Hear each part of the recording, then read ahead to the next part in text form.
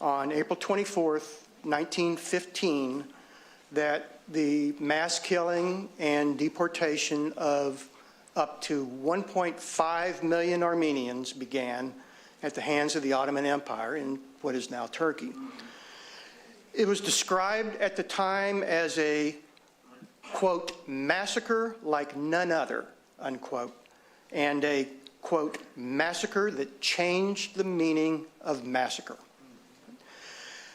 And then it was 1 year ago, Sunday, that President Biden ended decades of American reluctance and formally recognized the catastrophe as genocide. As he did, he called on the world to, and I quote again, renew our shared resolve to prevent future atrocities from occurring anywhere in the world, a commitment that reverberates loudly today. The library began plotting a program on the Armenian tragedy immediately after President Biden's pronouncement. So we in public affairs, we met with our reader services representative, we met with the staff of our refugee and immigrant services and empowerment program, other departments to see what roles they might play in advancing awareness of this issue. I mean, for example, you can get a recommended list of, or a list of recommended reading and listening, and if you go to our website and go to the bottom of the description of this program, you'll see a list of recommended reading books and other materials that you can get further information on this. And all you need to do is, and after tonight, starting tomorrow, just go to the event archives on our website, and that's kclibrary.org.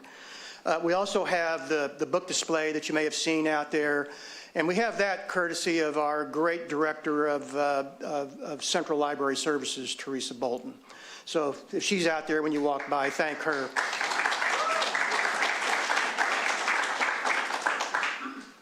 And then the easiest part was we looked a little more than 30 miles up the road to the Command and General Staff College for an authority to speak to this more than century-old chapter in world and military history.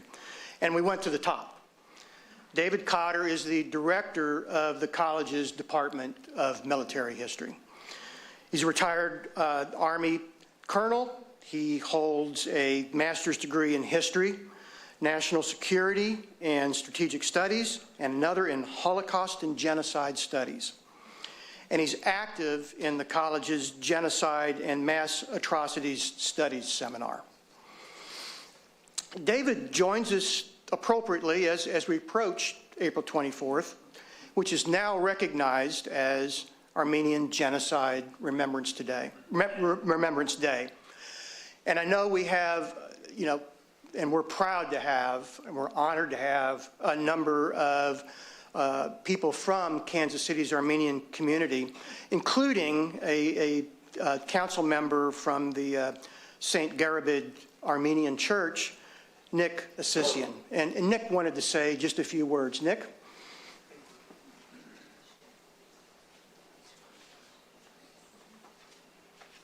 Thank you for this opportunity and time that you give us. I would like to, dear Mr. Cotter, first I would like to express our gratitude for your service at US military. Thank you for your interest in Armenian history and what we went through in this last 100 years.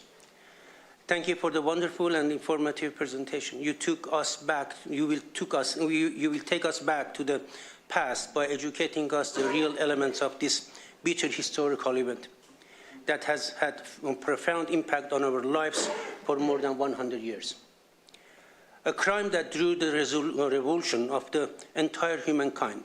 Genocide has changed our lives and taught us a very powerful lesson that human lives need to be valued, regardless of their origin, nationality, religion, and etc., or gender in that respect.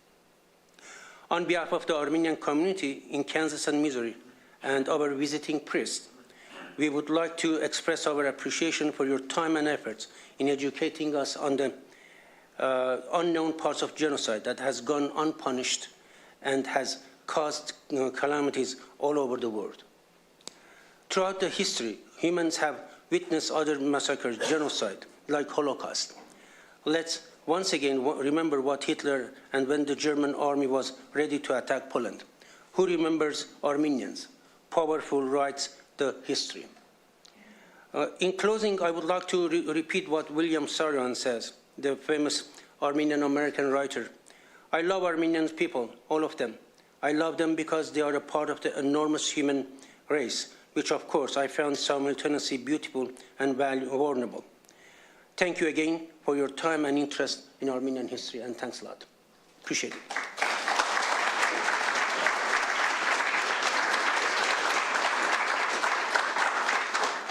Thank you, Nick. I mean, it really is an honor to have you. And again, it's an honor to have all of you from the Armenian community here with us tonight.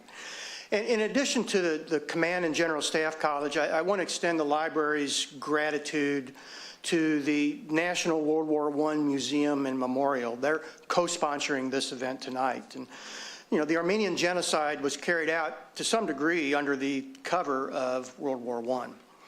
So we'll have time for a few questions at the end of David's presentation, and we'll ask those of you who are here to use microphones that we'll set up front. And then for those of you who are with us virtually, if you have a question for David, say over the course of the discussion or afterwards, you can submit it via our YouTube live chat box. Again, thank you all so much for being here with us. And now, would you please join me in welcoming David Cotter. David, it's great to have you here.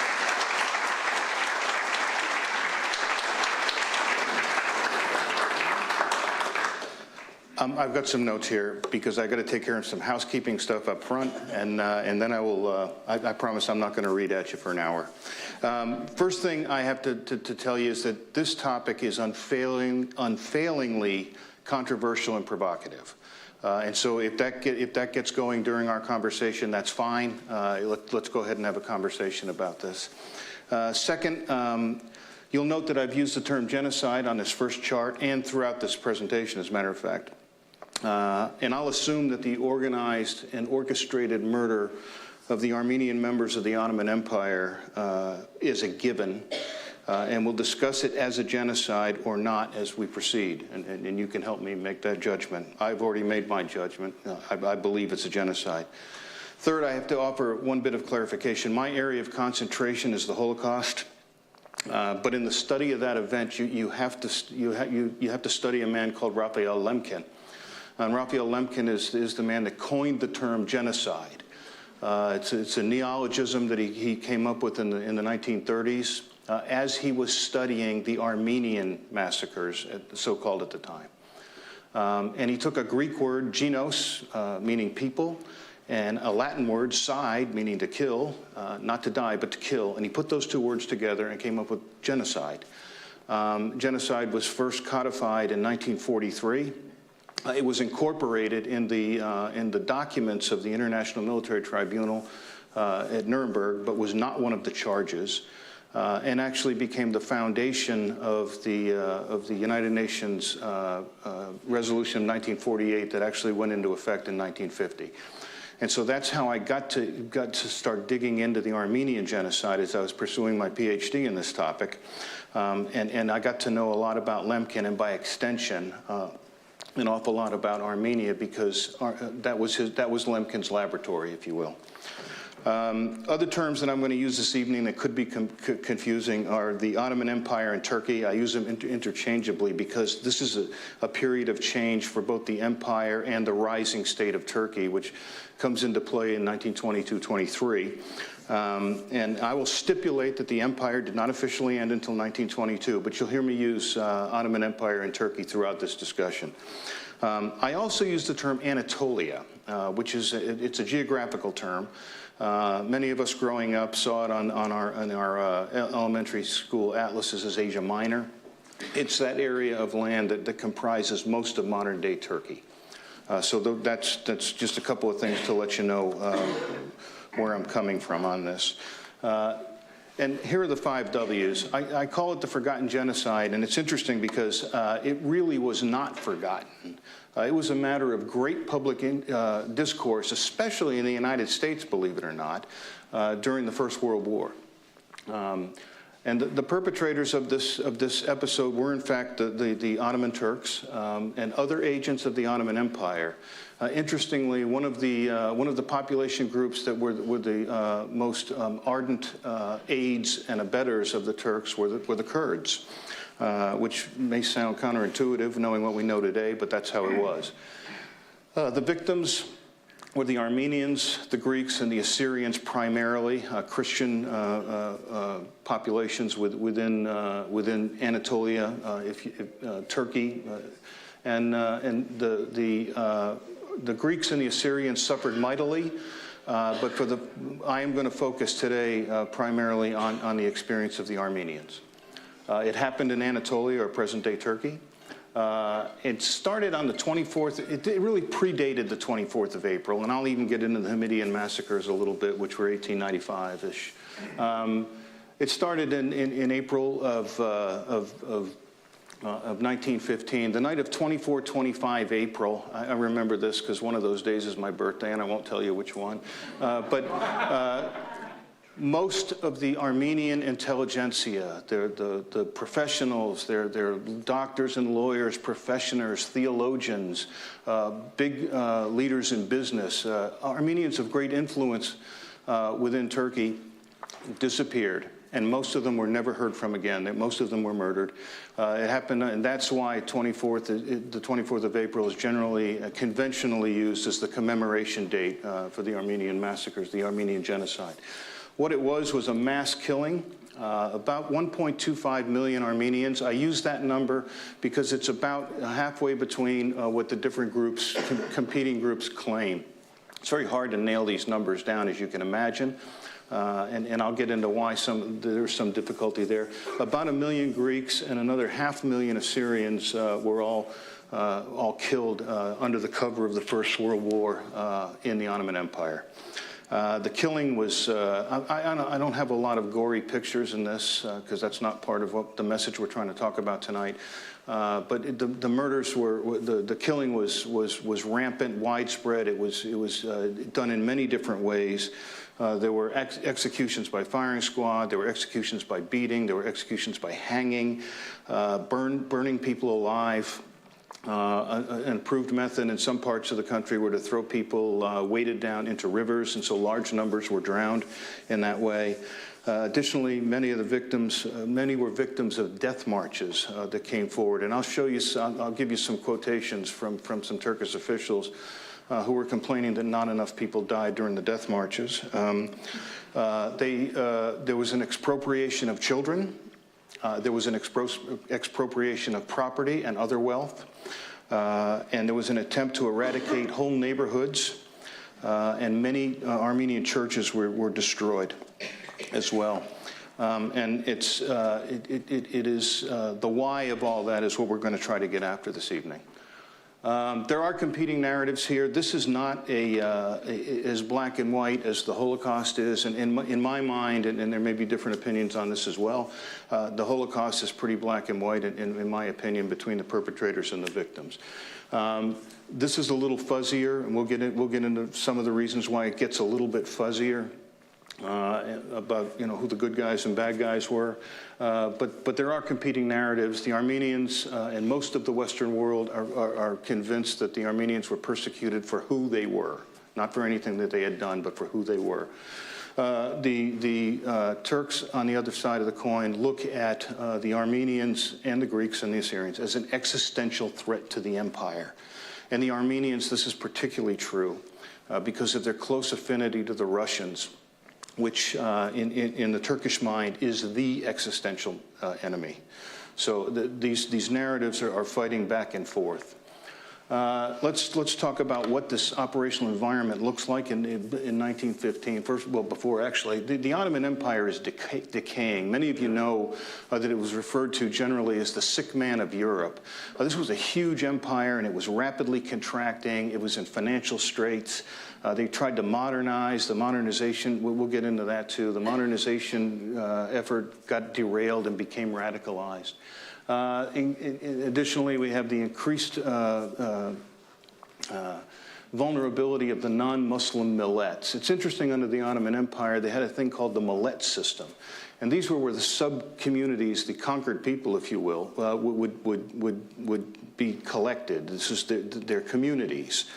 And if you were people of the book, Christians and Jews, you were allowed to practice your faith as long as you paid your taxes and no outward displays of your faith, and that was okay.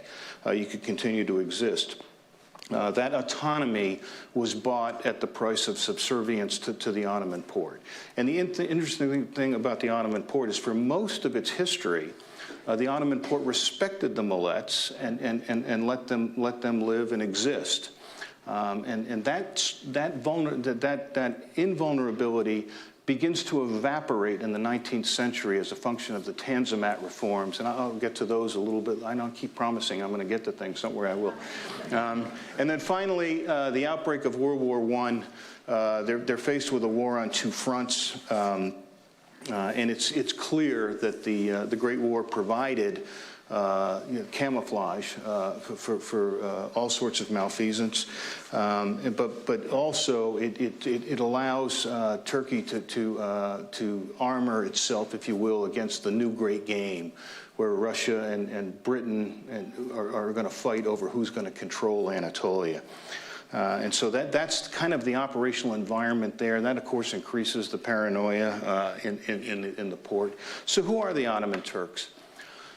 The empire actually begins in 1301. A fellow named Osman, after the fall of the Rus, is able to put the disparate groups and start to collect them and coalesce them into a single unit.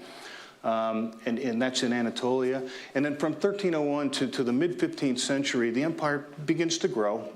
It expands to the Balkans. It expands all across Anatolia and even a little bit to the south. In 1453, the same year the 100 Years' War ends, Mehmed the Conqueror captures Constantinople and the Byzantine Empire falls. And now this is a very big deal, because the capital of the Second Rome is now in the hands of the Ottomans. In 1517, Suleiman I captures Cairo, and by extension Mecca and Medina. And now he becomes, this is a de facto caliphate. And in a great public relations move, rather than call himself the ruler of the two holy cities, which the caliphs have all said before, Mecca and Medina, he calls himself a servant of the two holy cities, which brings a lot of people into his camp right away in terms of unifying behind him. In 1566, Suleiman the Magnificent, who was referred to as Suleiman the Lawgiver in Ottoman history, sees the empire at its height. They go all the way to the gates of Vienna. They have within the region, their army is unrivaled. They could control most of the Mediterranean Sea. The commerce is booming at the time. Culture flourishes. It is a diverse empire, but everywhere it is diverse, the Turks are in charge.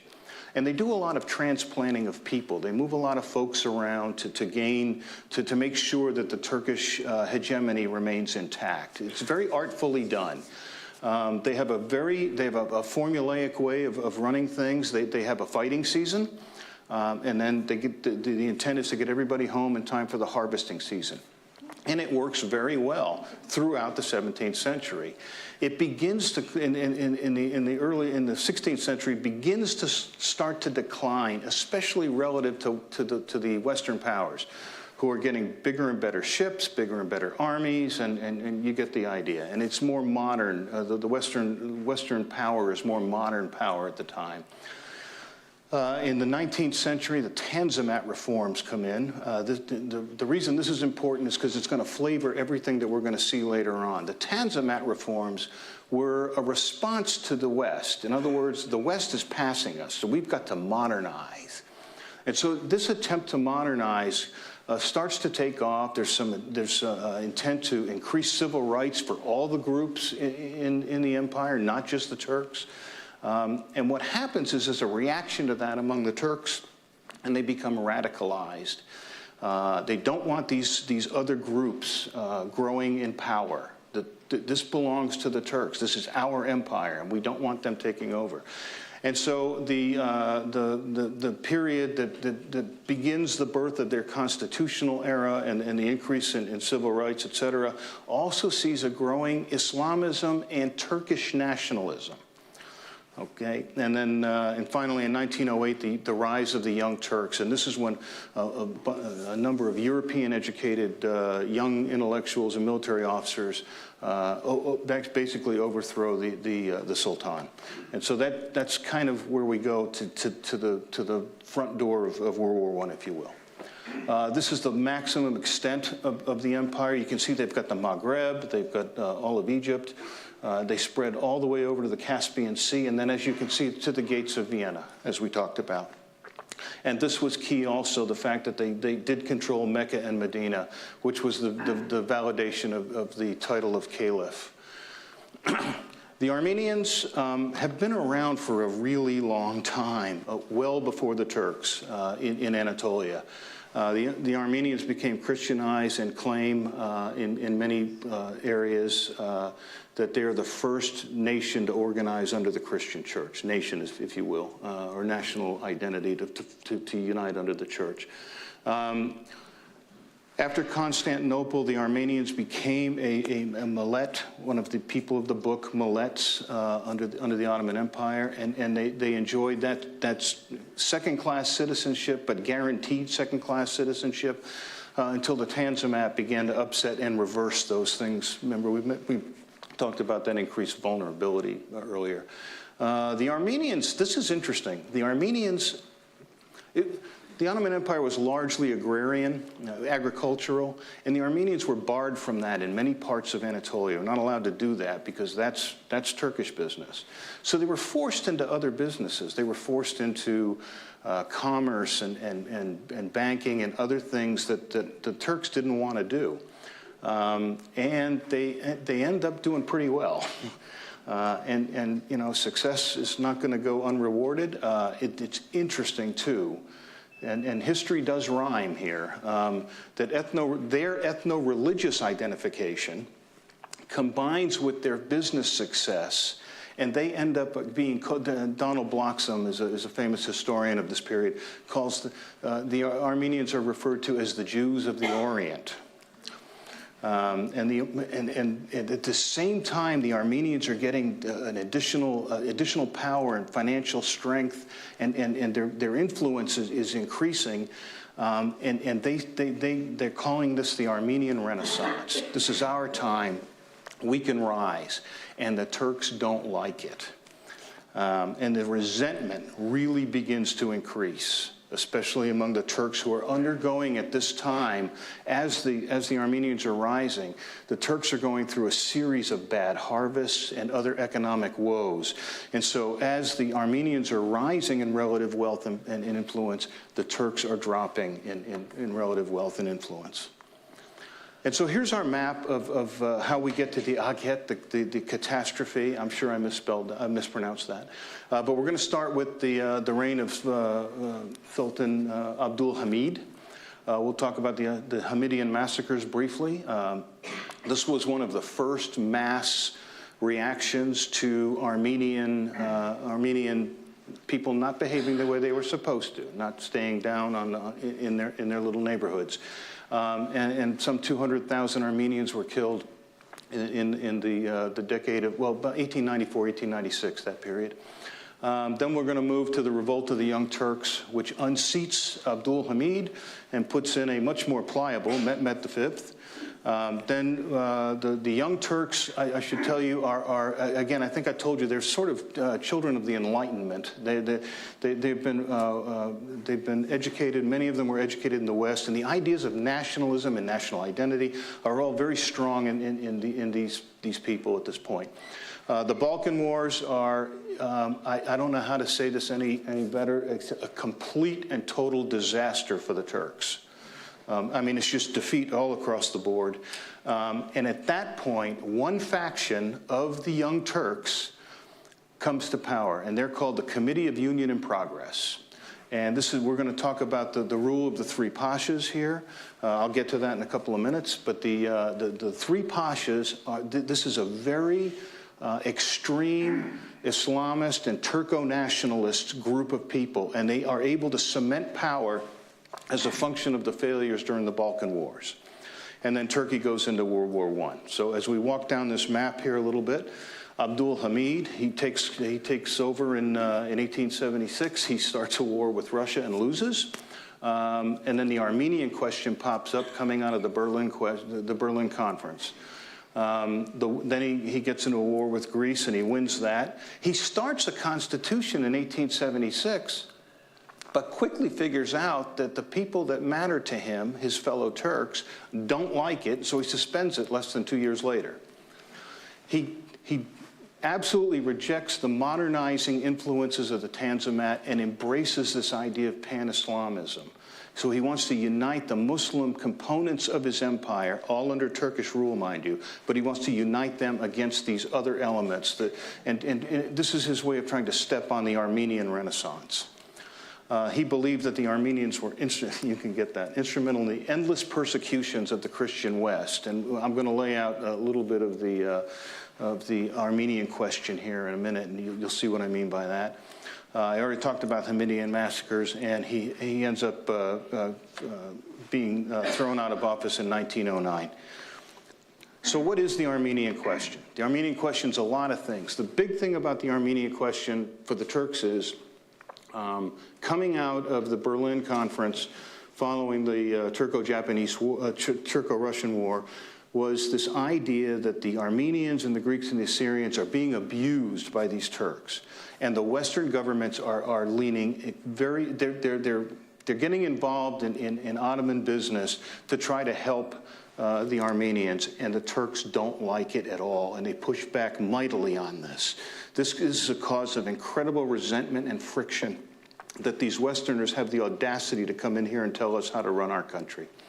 Remember, we're still living under Westphalian rules where sovereignty is absolutely inviolable. One of the things they're angry about the Armenians is that they display inappropriate aspirational behavior. They're not behaving in subservient enough manner. Of course, the pan-Islamism that we mentioned, and this Western interference, I think I mentioned already. And this is key, and this never goes away. The Armenians are viewed as natural allies of the Russians, the intractable, long-standing, traditional enemy of the Ottoman Empire in general and the Turks in particular. And so there's a real resistance to that. And as World War I starts, the Armenian question becomes the Armenian problem. The Young Turks, again, they begin as a reformist group. They're going to bring Western values to the Ottoman Empire as it struggles to get into the 20th century. They force Abdul Hamid to reinstate the parliament.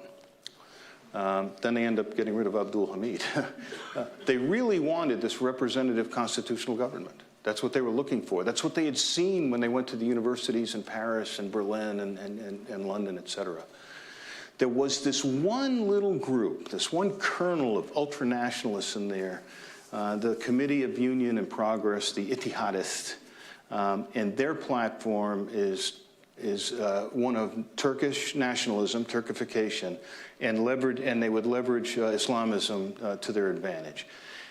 They're sort of there, but they don't enjoy primacy until the Balkan Wars. After the Balkan Wars, the debacle of the Balkan Wars, which they're able to blame a good bit of that on the more moderate Young Turks, they come to power. And this is called the reign of the three Pashas. And Talat ends up being the prime minister and the interior minister. And he's the one whose name is on most of the documents that talk to exterminating the Armenians. Enver Pasha becomes the Minister of War. He's the guy that loses decisively the Battle of Sarıkamış. And Dejmal is the Minister of the Navy, and he gets involved in organizing the special operations squads that will go around killing Armenians. And you get the idea that this is Turkey for the Turks and nobody else. And so that's the environment we're working in.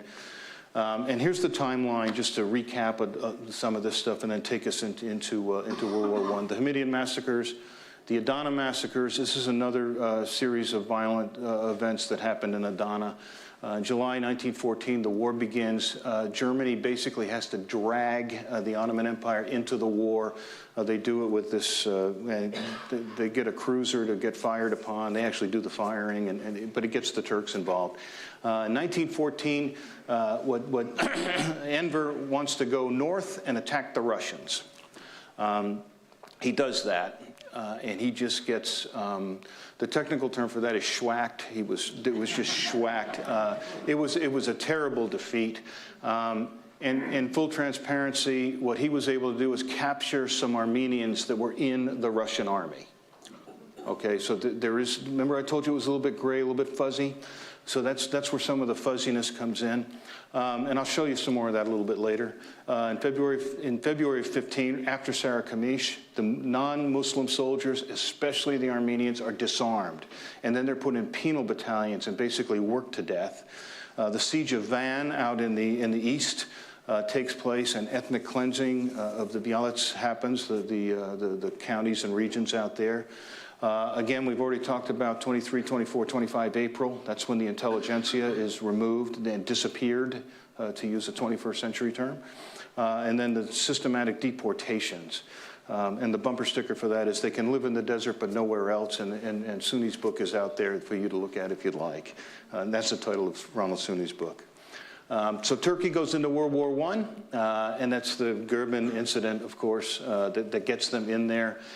They do have two fronts, but for most Turks, the front is the one against Russia. That's the one that they want to fight.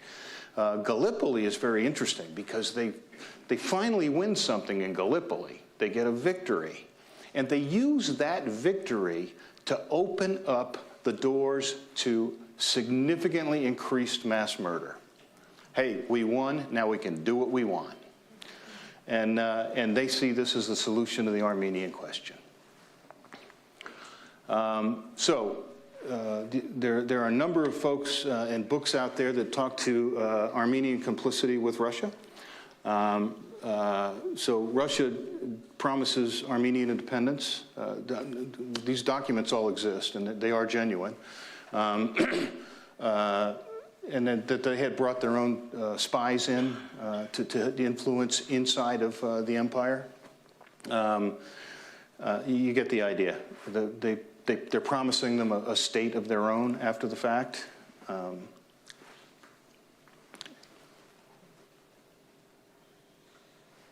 Good. And the Great War, of course, was perfect camouflage for this. We see, in most cases, when we look at genocides across the board, combat is the best camouflage for genocide. It covers all manner of other sins. The Committee of Union and Progress government systematically used this. And there's a document chain on this, and I'll show you some of it, that indicates how this was planned and executed. And then this is the fact that this is a wartime necessity. And again, just like the U.S. refused to let immigrants come in the 30s and 40s from Eastern Europe because they were afraid of spies. And that was a real thing for us. We thought there were a lot of spies coming in. We were terrified of that. The idea that Russian influence can come in via the Armenian population is a real fear amongst the Turks. It's genuine. Provable is another thing, but it is a genuine fear. And what happens with these deportations is the idea is to remove all of these people. And so they collect them at these different stations that you can see, and there are a number of medium-sized collection points, but they're all targeted for Der Zor, which is called hell on earth by the Armenians, because that's the ones that survive these death marches and other transport systems to get to Der Zor are now thrown off the trains and kicked into the deserts with no food, no water, no shelter.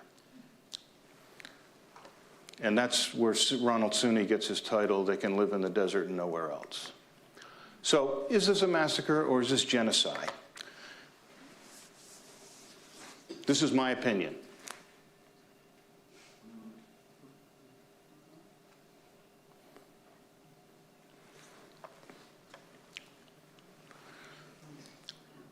Just my opinion. So let's look at this. Let's try to take it apart a little bit. What is a genocide? Well, I'm going to use the UN's definition of what a genocide is, and we can kind of take this apart and deconstruct a little bit. A genocide is any of the following acts committed with an intent to destroy, in whole or in part, a national, ethnical, religious, or racial group by killing them or by causing seriously bodily or mental harm. And here are some examples of the physical genocide.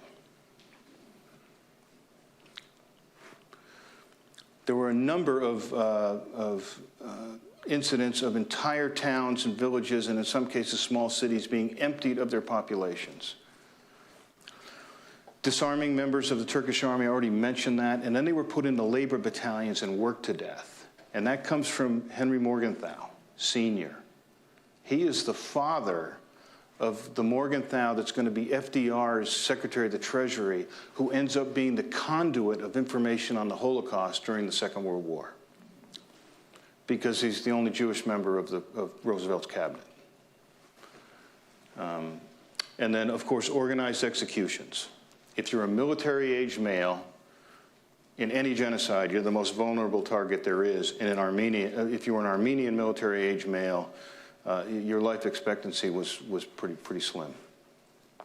Starvation is another example of causing serious bodily or mental harm.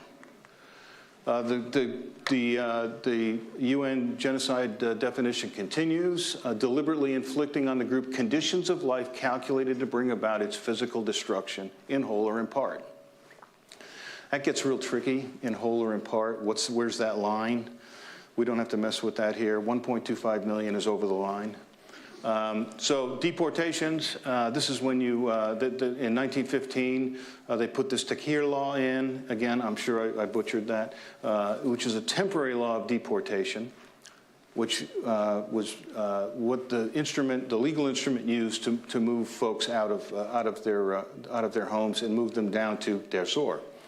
They're conducted as death marches, and you see the butcher's bill. This is from a telegram.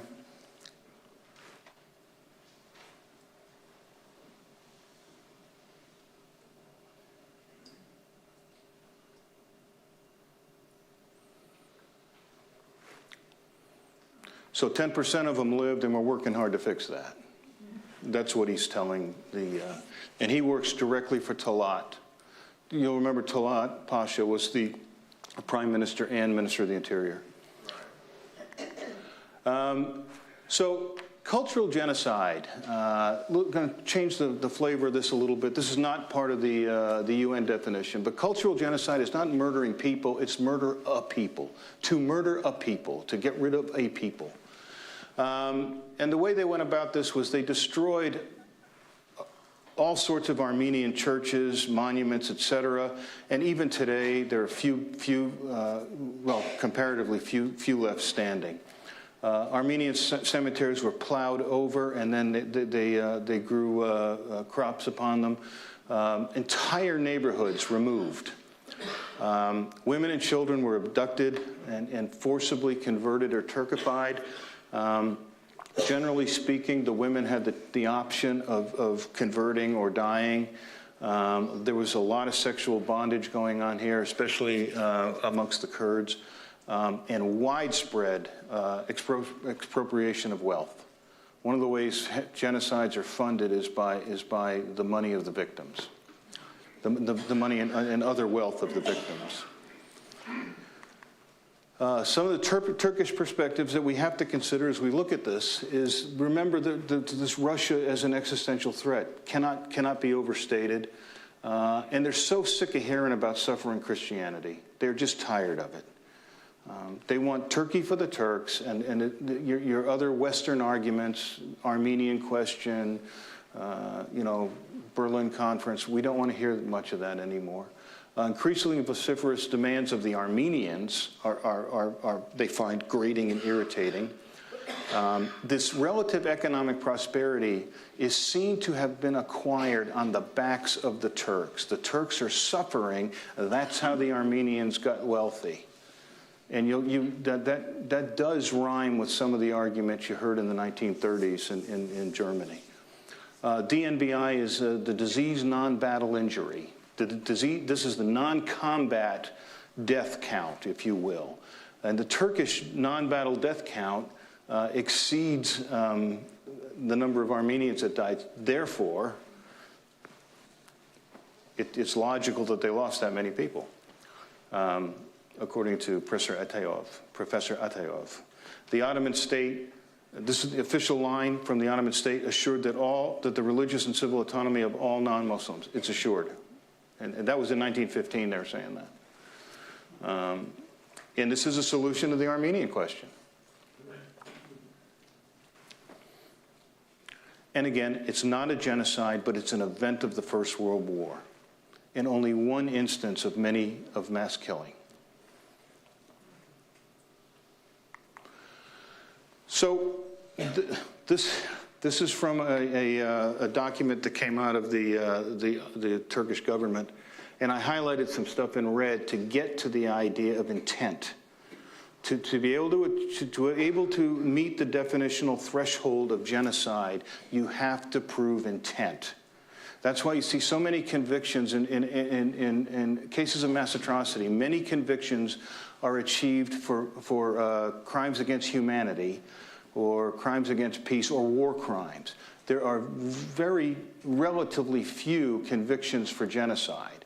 And we didn't get the first one until the Bosnian and Rwanda tribunals.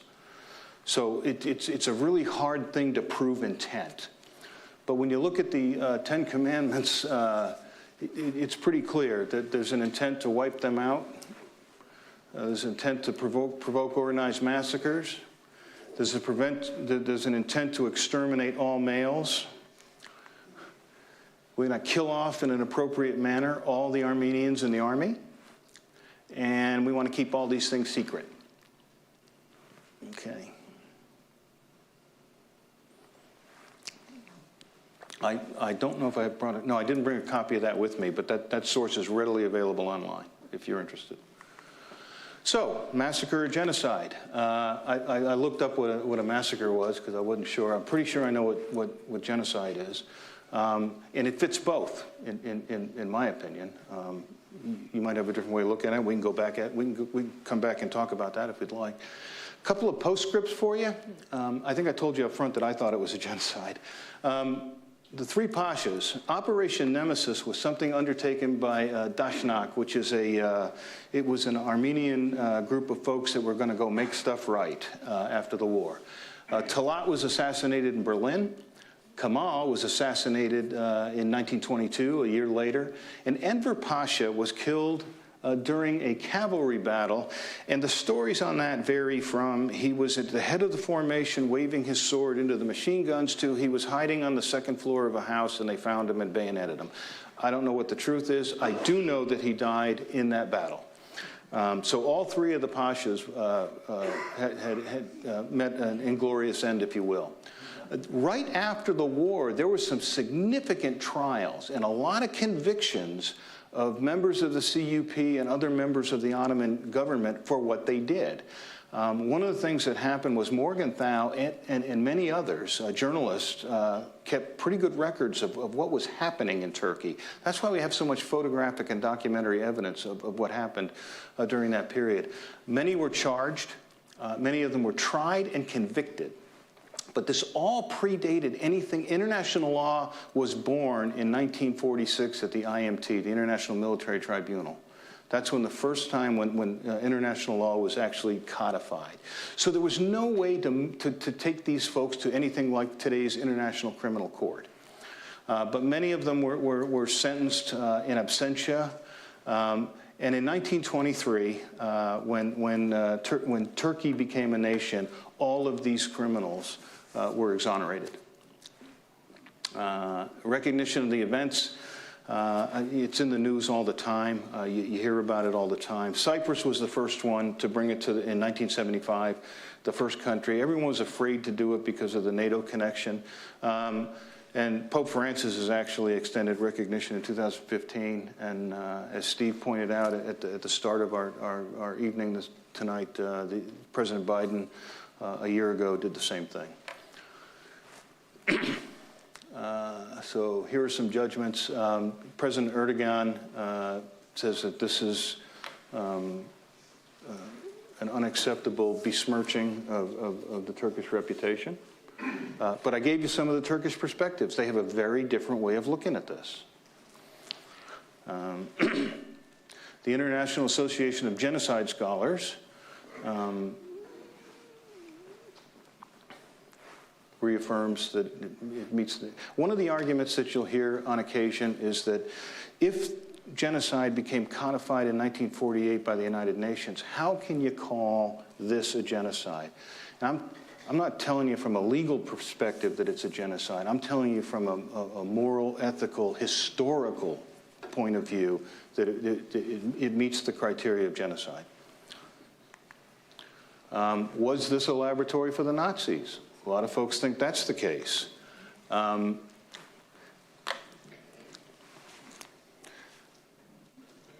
There's no first-person record of this. There are a number of second-hand records of this, and most historians believe that these came from Admiral Canaris's notes. You know, students of the Second World War recognize the head of Nazi intelligence, military intelligence, as Admiral Canaris. Was at a meeting.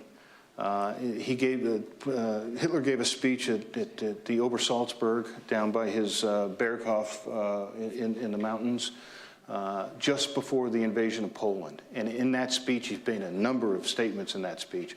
But one of the things that he said, according to Canaris's notes, as related to a journalist who brought it to London, and also brought it to the London, the British minister in Constantinople as well, in 1939. So this is not an after-the-war thing. This was happening. This was real time that Hitler did say that or something very close to that. In other words, I can do what I want because denial's a big problem. One of the things that we talk about in the study of genocide is how critical denial is to slowing, is an obstacle to getting past a genocide. And I don't mean this cavalierly. What I mean is that 1915 just didn't happen. And until we have that discussion, then we've got a problem. Some of these books you've already seen. These are primary documents that have a lot of documentation from the Ottoman government, especially from the Ottoman military, and I drew from some of that for some of the things that you saw here this evening. But as historians and as serious thinkers about this, you do have to look at both sides and then make your judgment. So, I say again, that's my story, and I'm sticking to it. Thank you very much, David. If you've got questions,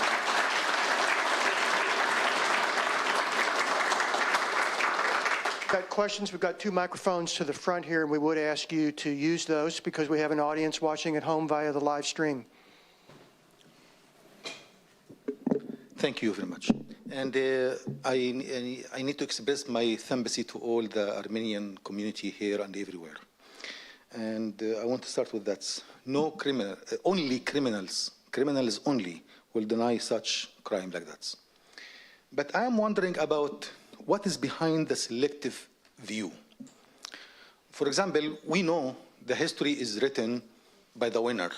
For example, Ottoman Empire lost World War I. Hitler lost World War II.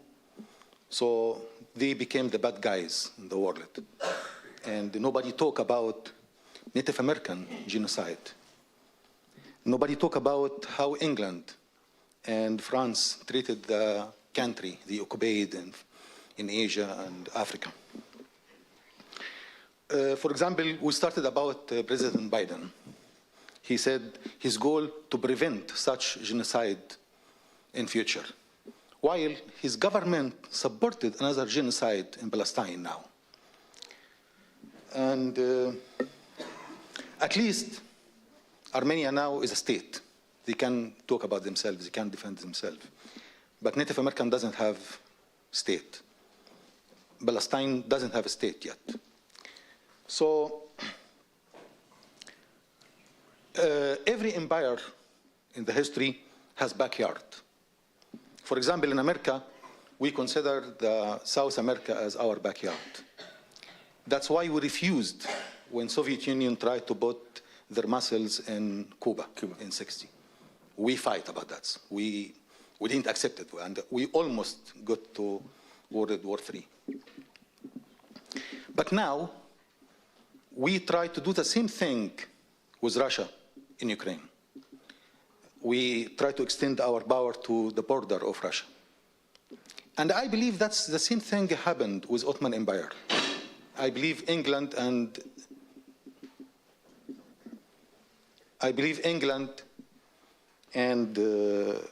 Russia, they try to get into the backyard of Ottoman Empire, and that's what caused.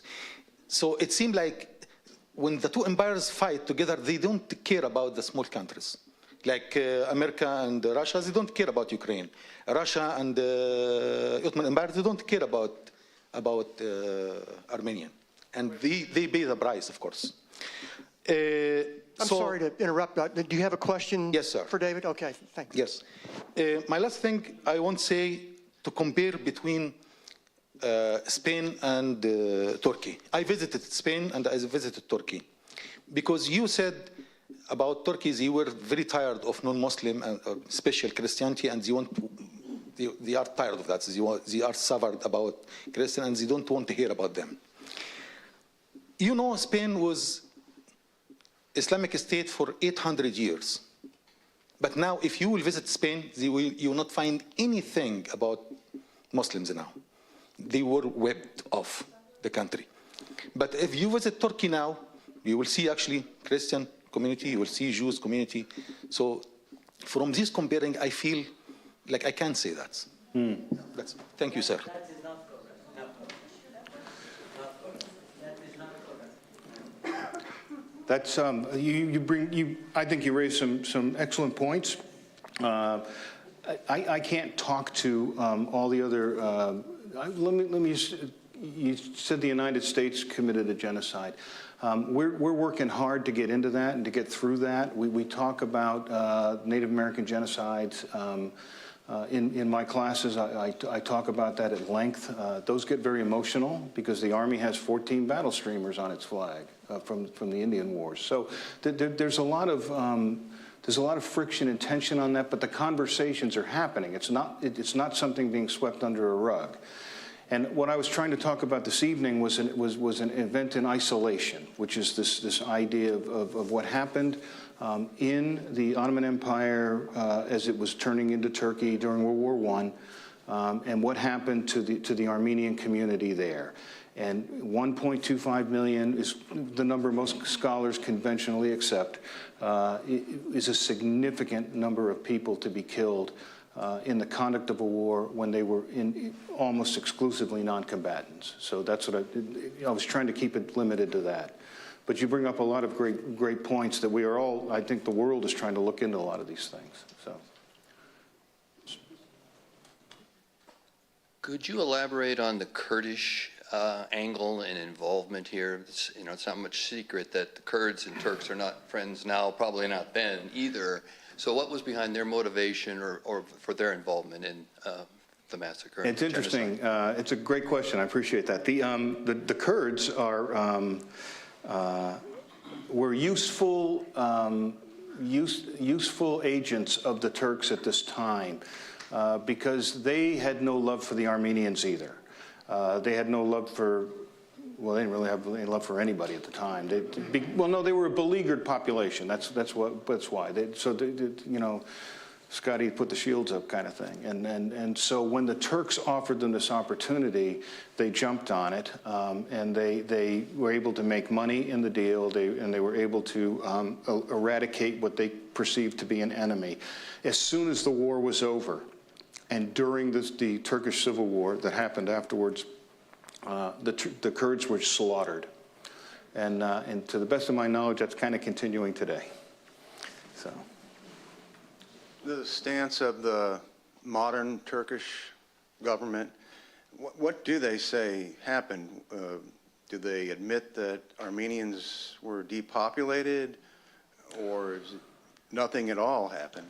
No, they do. I put a couple of things up there, but I went through a lot of cartoons here. So one of the things about the deportations, and the official government position now is that the deportations were part of the war, and they needed to clear different areas out in support of the war effort. The deaths were concomitant, were part of the war going on. And one of the points that they make is that the number of non-combat deaths that the Turks suffered, both Turkish civilians and military, was far greater than what the Armenians suffered. And so clearly, you know, they could have all died of disease or other incidental injury. So that has not changed over time.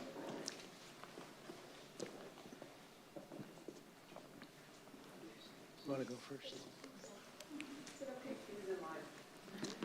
I'm just curious, many of us have heard Erdogan's remarks in the last 2 years. Many of us know about current events that are happening that would let us all know that actually our ancestral lands are not as safe as we thought they were. And I'm curious how current events inform your understanding of this being a concrete past event, and if you all meet and update your information, that kind of, like, what's the process of recognizing ongoing events as part of this? Mass atrocities, are you talking about? This specific atrocity, like specifically Turkish and Azeri aggression. This is kind of an area of real interest for me, and I think I was trying to explain at the beginning. I got into it because I was examining Raphael Lemkin's research, and by extension, I got into some pretty specific ideas about the Armenian case, and that's what drove me to do this. I've been on a couple of virtual conferences this year that talk to the Armenian case. But as I mentioned earlier, most of my research is Holocaust, war crimes related, and post-Holocaust justice. So, you know, I go to some things just because of academic interest, but I don't do that regularly. I perhaps should. I need some more hours in the day. There was a reference on a couple of your slides to a conference. I can't remember the name of it. It was the Berlin Conference. Yeah, can you talk a little bit about that and how it came about and what if any, were the results of it? This is one of those times where the Western world got it wrong, like again. And what I mean by that is the European powers. In the same way that the Japanese were marginalized after World War I and then in the interwar period, which caused them to get angry enough at us to bomb Pearl Harbor, in a similar manner, after the Russo-Turkish War ended, there was a Berlin conference to decide how things were going to be allocated. Russia had occupied a lot of the Ottoman/Turkish land, and what the British, especially because of the old Great Game friction, wanted to do is make sure that the Russian gains were minimized. And so that conference pushed the Russians back, but it also dictated to the Ottomans that we don't like the way you're treating your subpopulations, and we're going to help you with that. And they really resented that patriarchal, patronizing attitude from the West. They really hated that. It really was extra friction that was not needed at the time, but there it was. Dave, what role did Ataturk play after World War II? He was a big player in Gallipoli, so did he have a role in this after the fact? He was the division commander at Gallipoli that was so successful, yeah. And he of course, his name is Kemal, and he actually doesn't get the Ataturk name until after he forms the country, father of the Turks, Ataturk. He is the guy that gained the victory. This is not direct involvement in the Armenian case, but what he did was he was the one that gained the victory that told the CUP, the Committee of Union and Progress, that since we were victorious, now we can do what we want, and that's when the killing really took off.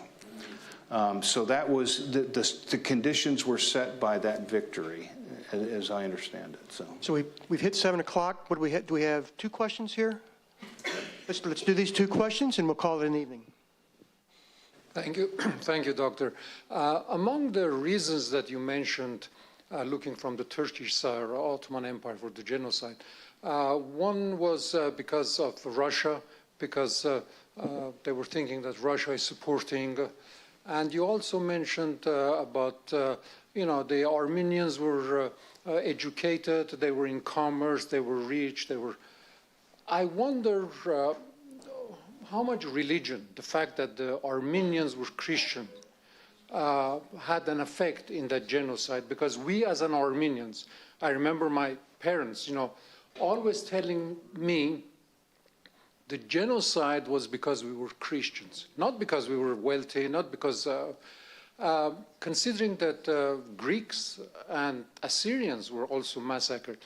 So would you say 90% is because Muslim against Christian, or was it because of few,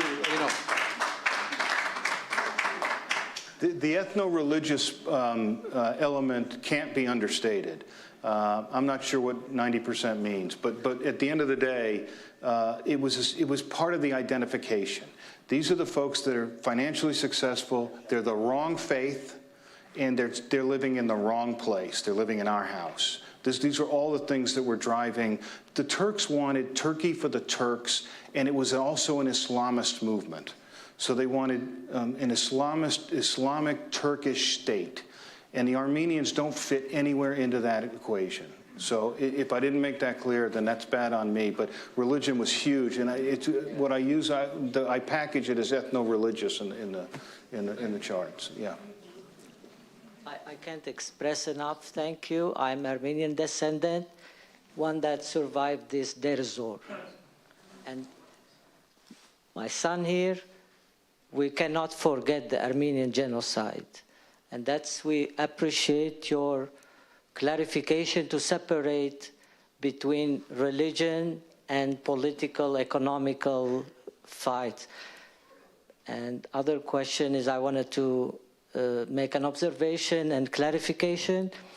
If you go to Spain, and today you go to Alhambra, there are a lot of preserved Arabic Al-Quran writing, Allahu Akbar, and etc. We respect that, and we until now, even after the Spanish conquered the Reconquista, they called some Muslim to architect their palaces. I'm not a historian, and I'm not going to I watch Rick Steves, and I love his programs. But I am Armenian descendant, my grandfather, my grandmother fled Deir Zor.